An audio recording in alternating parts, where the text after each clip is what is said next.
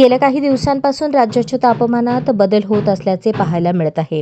रात्री गारवा तर दिवसा उन्हाचे चटके यामुळे नागरिक हैराण झाले आहेत. परंतु गेल्या काही दिवसांपासून रात्री जाणवणारा गारवाही आता कमी झाला आहे.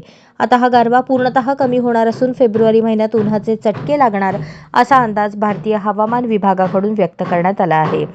फेब्रुवारी महिन्यात संपूर्ण भारतभर उन्हाच्या झळा जाणवणार असून किमान आणि कमाल तापमान सरासरीहून अधिक राहणार आहे असेही हवामान विभागाकडून सांगण्यात आले.